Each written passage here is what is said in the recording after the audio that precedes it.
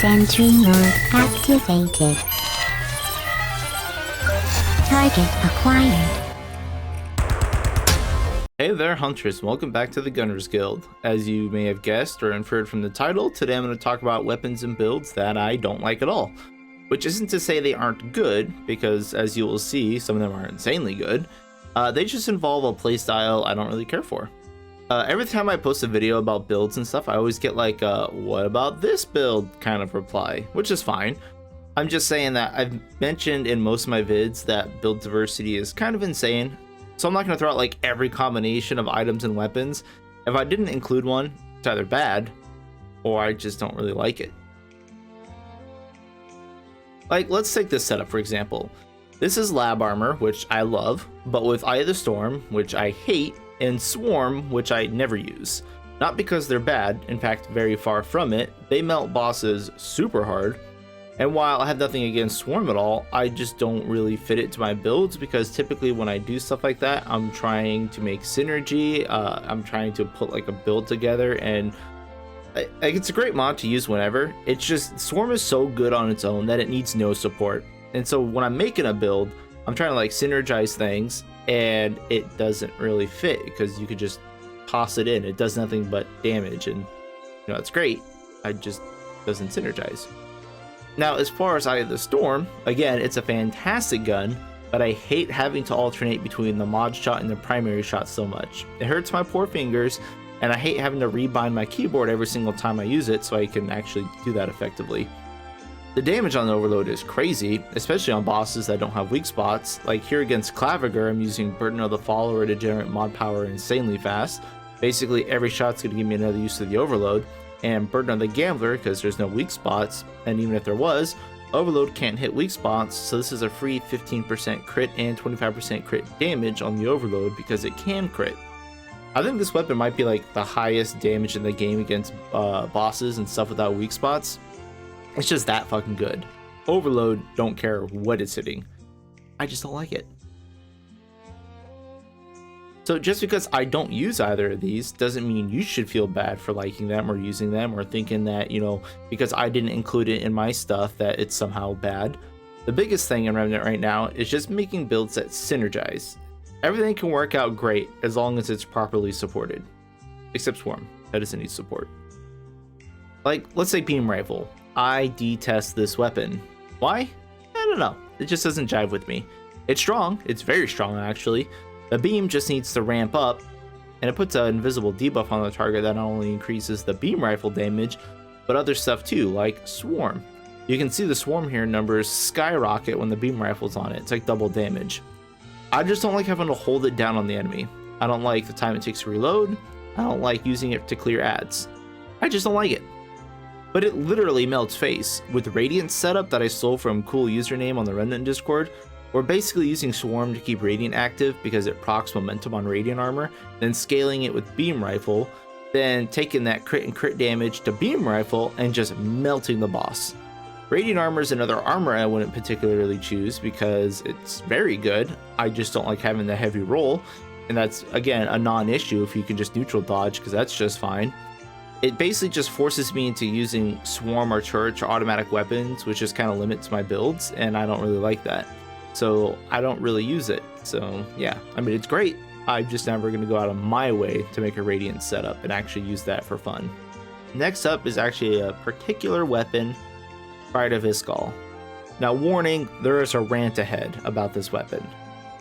Okay, look, this weapon is great. It's a 3-burst pistol that explodes into AoE, it has a very good healing mod, which very spammable as well. You can pair this with Vulcan's detonator to scale the explosions and apply fire dots, plus you still have that leech, which is basically a full heal whenever you need it. However, it's got flaws that I don't like. First being that the ammo economy is somewhat small. For some reason, it's just one of those guns that I feel like I never have enough ammo with. Not sure if that's me, or if maybe like ammo boxes don't give it enough per pickup. Not sure. But also, since the explosions stick to enemies for a moment before they explode, enemies that run at you can kind of drag the explosions to you and hit you. And it kind of happens a lot, and it's really fucking annoying. And then there's the mod. Look, the mod is great, as I mentioned. It's like a full heal, it's spammable, whatever.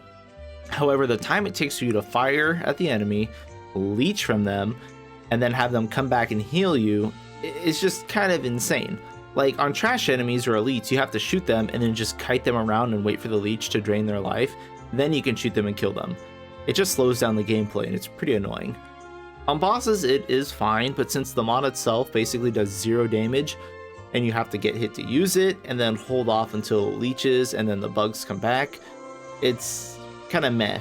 It sounds like a big duh, that's how it works, but if you get hit, you can just pop a dragon heart to instantly heal you back up out of a bad spot. I don't really see the point of it. If the mod did adequate damage or leech to you as it was ticking the damage away, then it would function way better. It's a great handgun just to run through zones for sure, if Hive Cannon didn't exist. Vulcan's Detonator works on Hive Cannon as well, and this thing hits just as hard, and it applies corrosion, which is the most important thing against bosses now. Plus, those 2 items together, that's a build. Anything else is supporting that. Those 2 items have really, really good synergy. Now, when you replace Hive Cannon and put on Pride of Iskall, you need to find another way to corrode enemies. This means you have to use your long gun with corrosion aura, or you're using Butcher's Flail. Very limiting. With Hive Cannon and Vulcans, you can just do whatever you want your long guns and your melee. You can run Bloodletters and Claws for leech, you can run Frostborn for free stacks, you can use whatever long gun and explosive mod to pair with Vulcans, you name it. So Pride of Iskall is cool, just not cool enough, so I'm probably never going to include it in an actual build. So up next we have a failed experiment. So Hunted on the Good Remnant Discord, master of spreadsheets, had found out that if you use Hunter's Mark, you can make dots crit. Not sure why, but you can see here that sometimes the dots get yellow numbers and stuff. This only works if you have Hunter's Mark active. Again, not sure why. Interestingly enough though, these crits do count towards helping Radiant keep its momentum stacks. So I want to see if I could do anything with crit dots, and unfortunately it just doesn't really work out. I mean, the damage is too spread out between melee, range, and mod damage, and we kind of need to use Radiant Armor here, so no Void Armor sadly. And since we need fire and bleed dots and then corrosion, we're gonna have to use like a weird mix of mods, melee, and trinkets to just keep them all up and going. I mean, it's a cool idea, it's just got way too many moving parts to be used effectively, so I pretty much shelved this build. You can kind of see that the dots don't really scale very well, and yeah, it's just a hard pass for me. Now the set I have here is a support set. So 1, I will never play support set in a game like this. I don't see any reason to do so. And 2, it's not that it's bad. It's just that I play solo, so trying to showcase a support build is basically impossible for me. But this setup I would use if you're having a friend play and getting into the game of Remnant and you want to do co-op and stuff with them, but you want them to experience the game and you just kind of want to sit back and tag along and help out if they ever get stuck. So between like Song of Swords and Elder Armor, you can give your friends way too much damage, and you throw corrosion on top of that, you're literally going to double their damage. The other mod is flexible. You can use like Corrosion Aura if you don't want to use Hive Cannon. You can use Howler's Immunity to give them 25% damage reduction if they hit a lot. You can use Mender's Aura, which is great now that has 2 charges. Or you can do the Hunter's Mark and give them more crit, stuff like that. Now, Burden of the Devoted is crazy good. You can stand in your own Mender's Aura to heal up your group. You can drink a Blood Wart for the party. Or when you activate your Elder set with a Dragon Heart, they'll get healed that way too. Band of Accord is just for party ammo. If you're going to try to stay out of the fight, you can go around and pick up ammo and give it to the group, so that's cool. Or you can use like Hero's Ring for super safe revives, but I mean, you should be trying to not let them die. That's kind of your job here. And the neck is also flexible, but I'm going with Mender's Charm because not only does it make your Dragon Hearts heal the group up to max regardless of their HP when you pair it with Devoted. Now, if you want to be like a little bit more aggressive, you can run Claws and Bloodletters, which on its own is crazy leech, but paired with Devoters and Mender's Charm, you're basically going to keep your friends up all the time. Like, support's insanely strong in this game if done properly, and on difficulties like Apocalypse, where it's very unforgiving, you may actually want someone to be a support character in your group, especially because if you've ever played multiplayer, you should know that while the host is fine, all the guests have like hitbox offsets by latency, so like some enemies may not exactly be where they appear to be, and you tend to have to dodge stuff super early. So if you're going to be support, let your friends be the host, because they're probably going to need the better timing than you, and you can just go run around and heal and make up for that. And then finally we have another summoner build that I like to call hollow bombs. So the goal here was to use the corrosion on hive cannon to lower defenses of enemies, then use seed hollow summons as bombs with the soul ember ring. You can detonate them easily with the hive cannon shots, just keep shooting the guy while the seed callers are going at him. Or if you resummon your seed callers, then they detonate them too. They tend to hit for like 1 to 2k depending on crits and corrosion levels, and it's a pretty fun little build to run. Simply throw out summons and detonate them. And I prefer seed hollows here to seekers because I can hold on to seed callers and detonate them when I want. And it's better for ad clear just to have them around jumping at enemies and swinging for 3 to 600 because they do pretty good damage. And then, you know, just hitting them or detonating them, you know, just to clear big guys right away whenever I wanted to. And I got nothing against summoner builds. The reason why I kind of put this one away was because it's just a very indirect way of playing. And I'm doing all these weird things, like I'm trying to summon the seed callers and get their positioned right and then blowing them up and doing all that stuff for a bit of damage where, you know, I could just shoot someone. And it might be different for someone who's playing like on a controller or a console who, you know, has like that jerky aim because you're playing on analog. I'm sorry, PC aiming is just better. But for people like that, summons is probably going to be great. I mean, if maybe you just don't have good aiming, there's nothing wrong with that, then yeah, summons are fun.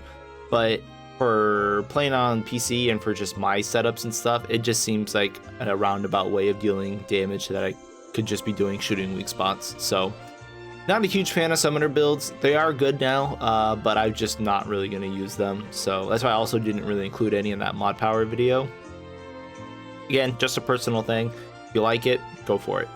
So yeah, I mean, there's the 4 builds that I wouldn't use, but by all means, feel free to use them, run them. They aren't bad, they're just not for me. So I didn't bother covering them before. So don't take any video that myself or anyone else does as a de facto, this is the best setup. All those videos are clickbait and lies. Be smart, learn the game, find synergies, see what you have fun with, do something that works for you. Not too difficult, you just gotta put in some effort. So that's all for me. Thank you all for watching, and good luck out there, hunters, and whatever you may be hunting.